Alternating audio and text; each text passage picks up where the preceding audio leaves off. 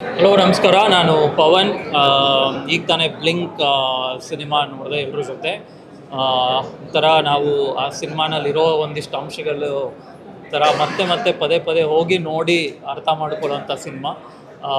ತುಂಬ ಹೊಸ ಯೋಚನೆಗಳಲ್ಲಿ ಮಾಡಿದ್ದಾರೆ, ಎಡಿಟಿಂಗಿಂದಾಗಲಿ ಕತೆ ಬರ್ಕೊಳ್ಳೋ ರೀತಿ. ಆಮೇಲೆ ಒಂದು ಪ್ಯಾಕೇಜ್ ನಿಧಾನಕ್ಕೆ ಓಪನ್ ಮಾಡ್ತಾ ಹೋದರೆ ಹೇಗೆ ಲೇಯರ್ಸ್ ಓಪನ್ ಆಗುತ್ತೆ ಆ ಥರದ್ದು ಸಿನಿಮಾ ಇದು. ಆಮೇಲೆ ತುಂಬ ಇಂಟ್ರೆಸ್ಟಿಂಗ್ ಆಗಿ ಲಿಟ್ರೇಚರ್ನ ಕೂಡ ಇದರಲ್ಲಿ ತೊಗೊಂಬಂದಿದ್ದಾರೆ. So it's a completely new format. First time ಕನ್ನಡದಲ್ಲಿ ಈ ಥರದ್ದು ಒಂದು ಟೈಮ್ ಟ್ರಾವೆಲ್ನ ಯೂಸ್ ಮಾಡಿಕೊಂಡು ಮಾಡಿರುವಂಥ cinema. Usually time travel cinema ಎಲ್ಲ ಸ್ವಲ್ಪ ಕಷ್ಟ ಅರ್ಥ ಮಾಡ್ಕೊಳ್ಳೋದು, ಆಗ ಬರೆಯೋದು ಕಷ್ಟ, ಮಾಡೋದು ಕೂಡ ಇಟ್ಸ್ ಲಿಲ್ ಟ್ರಿಕಿ. ಅದನ್ನು ಈ ಟೀಮ್ನವರು I think they've really tried in a very interesting way. ಎಲ್ಲೂ ನಮಗೆ ಯಾವುದೋ ಬೇರೆ ದೇಶದ ಸಿನಿಮಾ ನೋಡ್ತಾ ಇದ್ದೀವಿ ಅನ್ಸಲ್ಲ. ನಮ್ಮದೇ ಕನ್ನಡ ಸಿನಿಮಾ, ಕನ್ನಡದ ಪಾತ್ರಗಳು, ಅದರದ್ದೇ ಕತೆ ನೋಡ್ತಾ ಇದ್ದೀವಿ ಅಂತ ಅನಿಸುತ್ತೆ. ಸೊ ಬ್ಲಿಂಕ್ ಸಿನಿಮಾನ ನೋಡಿ ಒಂದು 2-3 ಸಲ ನೋಡಬೇಕಾಗ್ಬೋದು ನಿಮಗೆ, ಇನ್ನೂ ಕ್ಲಿಯರಾಗಿ ಅದರಲ್ಲಿರೋ ಅರ್ಥಗಳನ್ನ ಅರ್ಥ ಮಾಡ್ಕೋಬೇಕು ಅಂದರೆ. So that's a good experience. ಬೇರೆಯವ್ರಿಗೂ ತಿಳಿಸಿ. And good luck team Blink. Thank you. ಎಲ್ರಿಗೂ ನಮಸ್ಕಾರ. ಆ್ಯಕ್ಚುಲಿ ಬ್ಲಿಂಕ್ ಅನ್ನೋದು ಒಂದು ಇಂಗ್ಲೀಷ್ ಪದ, ಬಟ್ ಚಿತ್ರದ ಹೆಸರಷ್ಟೇ ಇಂಗ್ಲೀಷು. ನಿಜ ಹೇಳಬೇಕಂದ್ರೆ ಒಂದು ಅಪ್ಪಟ ಕನ್ನಡ ಸಿನಿಮಾ ಅಂತ ಹೇಳ್ಬೋದು.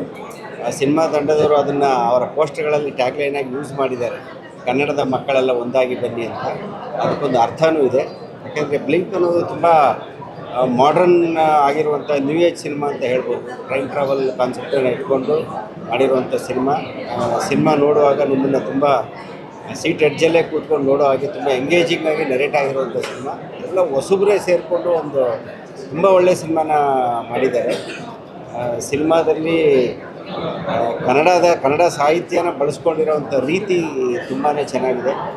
ಒಂದು ವಿಭಿನ್ನವಾದಂಥ ಸಿನಿಮಾ ನೋಡಬೇಕು ಅನ್ನೋವಂಥವ್ರು, ಬೇರೆ ರೀತಿಯಾದಂಥ ಸಿನಿಮಾನ ಎಕ್ಸ್ಪೀರಿಯೆನ್ಸ್ ಮಾಡಬೇಕು ಅನ್ನೋವಂಥವ್ರಿಗೆ ಬ್ಲಿಂಕ್ ತುಂಬ ಒಳ್ಳೆಯ ಸಿನಿಮಾ ಆಗುತ್ತೆ.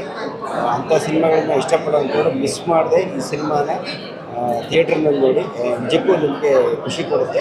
ಎಲ್ಲ ಯಂಗ್ ಟೀಮು, ಡೈರೆಕ್ಟ್ರು, ಪ್ರೊಡ್ಯೂಸರು, ಅವ್ರ ಉತ್ಸಾಹ ನೋಡ್ತಾ ಇದ್ರೇ ತುಂಬ ಖುಷಿಯಾಗುತ್ತೆ. ಆ ಉತ್ಸಾಹನ ಹಾಗೆ ಸ್ಕ್ರೀನ್ ಮೇಲೆ ತಂದಿದ್ದಾರೆ. ಮತ್ತು ನಮ್ಮ ದೀಕ್ಷಿತ್ ಶೆಟ್ಟಿ ತುಂಬ ಅದ್ಭುತವಾಗಿ ಅಭಿನಯಿಸಿದ್ದಾರೆ.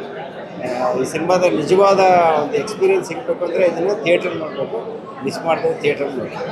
ಹಾಯ್, ಎಲ್ರಿಗೂ ನಮಸ್ಕಾರ. ನಾನು ಕದ್ರಿ ಮಣಿಕಾಂತ್. ಇವಾಗಷ್ಟೇ ಬ್ಲಿಂಕ್ ಸಿನಿಮಾ ನೋಡಿದೆ. ಹೆಸರು ಮಾತ್ರ ಬ್ಲಿಂಕ್ ಆಗಿದೆ, ಬಟ್ ನಾನು ನಿಮ್ಗೆ ಎಲ್ರಿಗೂ ಚಾಲೆಂಜ್ ಮಾಡ್ತೀನಿ ಏನಂದರೆ, ನೀವು ಐಸನ್ನು ಬ್ಲಿಂಕೇ ಮಾಡಲ್ಲ ಇಲ್ಲ. ಅದು ಕಾನ್ಸೆಪ್ಟು ತುಂಬ ಚೆನ್ನಾಗಿದೆ. ಹೊಸಬ್ರ ತಂಡ ನಿಜವಾಗ್ಲೂ ಇಷ್ಟೊಂದು ಚೆನ್ನಾಗಿ ಮಾಡ್ತಾರೆ ಅನ್ನೋದು ಎಕ್ಸ್ಪೆಕ್ಟೇಷನ್ ಇರಲಿಲ್ಲ.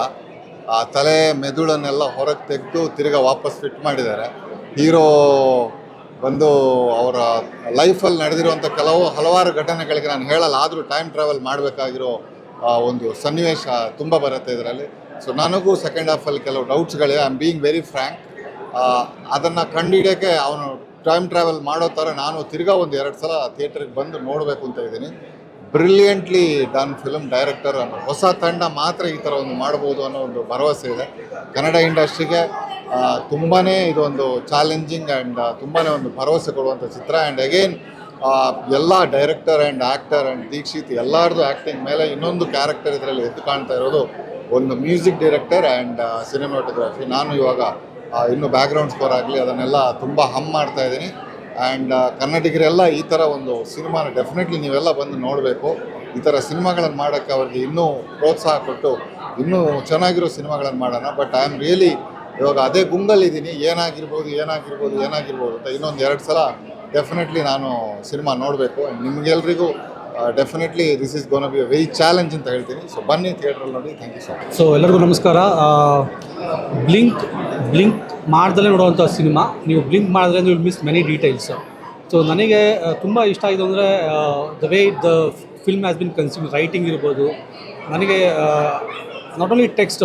ಸುಮಾರು ಜನಕ್ಕೆ ಏನಾಗುತ್ತೆ ಅಂದರೆ ನಾವು ಏನು ಅಲ್ಲಿ ಪರ್ದೆ ಮೇಲೆ ನೋಡ್ತಾ ಇರ್ತೀವಿ, ಬಟ್ ಇವ್ರು ಎಷ್ಟು ಚೆನ್ನಾಗಿ ವರ್ಕ್ ಮಾಡಿದ್ದಾರೆ ಅಂದರೆ ಅವ್ರು ಹಾಕೋ ಟಿ ಶರ್ಟಲ್ಲಿ ಅವ್ರ ಮೆಸೇಜ್ ಇರ್ಬೋದು, ಬ್ಯಾಕ್ಗ್ರೌಂಡಲ್ಲಿ ಆಗೋ ಪೋಸ್ಟ್ ಇರ್ಬೋದು, ಅದು ನೀವು I suggest observe the details ತುಂಬ ಚೆನ್ನಾಗಿ ವರ್ಕ್ ಮಾಡಿದ್ದಾರೆ. ಅದು ಕೋಲ್ಡ್ ಓಪನಿಂಗ್ ಇರ್ಬೋದು, ಎಕ್ಸ್ಪೋಸಿಷನ್ ಇರ್ಬೋದು, ಸಿನಿಮಾ ಹಂಗೆ ಹೇಳಬೇಕು ಅಂದರೆ this is a different kind of a movie for different kind of audience. So acting wise every one is super. ಆ್ಯಕ್ಟಿಂಗಲ್ಲಿ ಚೈತ್ರ ಆಗಿರ್ಬೋದು, the way she chooses a script is amazing. Gopal sir ಇರ್ಬೋದು, ಪ್ರತಿಯೊಬ್ಬರು ಸಹ they have done just the role. But ನನಗೆ ತುಂಬ ಕಾಡಿದೆ ಅಂದರೆ ಇಂಥ ಸಿನಿಮಾ ನಮ್ಮ ಕನ್ನಡದಲ್ಲೂ ಬರ್ತಾವೆ. When we C Hollywood movie ನೋಡಿದಾಗ ಇಂಥದ್ದು ನಮ್ಮಲ್ಲಿ ಯಾಕೆ ಬರಲ್ಲ ಅಂತ ಹೇಳ್ತೀವಿ. ಕ್ರಿಸ್ಟೋಫರ್ ನೋಲನ್ ಆಗಿರ್ಬೋದು, ಇನ್ಸೆಪ್ಷನ್ ಥರ ಮೂವಿ ಆಗಿರ್ಬೋದು. ಬಟ್ ಈ ಮೂವಿ ಕನ್ನಡದಲ್ಲಾಗಿರೋದು ಒಂದು ದೊಡ್ಡ ಬ್ರೇಕ್ ಥ್ರೂ ಅನ್ಸುತ್ತೆ ನನಗೆ. ಸೊ ನಾಳೆ ಇಷ್ಟೇ ತಲೆನ ಕಾಲಿಟ್ಕೊಂಡು ಓಪನ್ ಆಗಿ ಬಂದು ನೋಡಿದ್ರೆ ಸ್ವಲ್ಪ ಅರ್ಥ ಆಗ್ಬೋದು ನಿಮಗೆ. ನನಗಂತೂ ಫುಲ್ ಅರ್ಥ ಆಗಿಲ್ಲ, ವೆರಿ ಆನೆಸ್ಟ್. ನಾನು ತುಂಬ ಎಂಜಾಯ್ ಮಾಡಿದ್ದೀನಿ. ಅರ್ಥ ಆಗಬೇಕು ಅಂದರೆ probably we should see multiple times. ನಾವು ಹೆಂಗೆ ಬೇರೆ ಹಾಲಿವುಡ್ ಮೂವಿನ ನೋಲೋ ಮೂವಿನ ಮಲ್ಟಿಪಲ್ ಟೈಮ್ಸ್ ನೋಡ್ತೀವಿ, ಹಿಂದೆಲ್ಲ ಅದು ಅರ್ಥ ಮಾಡ್ಕೊತೀವಿ, ಆ ಥರ ಇದನ್ನು ನೋಡಬೇಕು. It's not A regular kind of a movie, it's completely different kind of a movie. ಈ ಥರ ಮೂವಿ ನಾನು ನೋಡಿದಂಗೆ ವೆರಿ ಕಮ್ಮಿ ಇದೆ ಕನ್ನಡದಲ್ಲಿ. ಎಂಟೈರ್ ಟೀಮಿಗೆ ಮತ್ತು ಎಸ್ಪೆಷಲಿ ದ ಪ್ರೊಡ್ಯೂಸರ್ ಇಂಥ ಮೂವಿನ ನಂಬ್ಕೊಂಡು ದುಡ್ಡಾಗ್ತಾರಲ್ಲ, ಅವ್ರಿಗೆ ನಿಜವಾಗ್ಲೂ ಹ್ಯಾಟ್ಸ್ ಆಫು. ಕನ್ನಡ ಜನ ಈ ಮೂವಿನ ಬಂದು ಥಿಯೇಟರ್ ನೋಡಿ ಇದನ್ನ ಅನುಭವಿಸ್ಬೇಕು, ಆನಂದಿಸ್ಬೇಕು, ಸಪೋರ್ಟ್ ಮಾಡಬೇಕು. Thank you.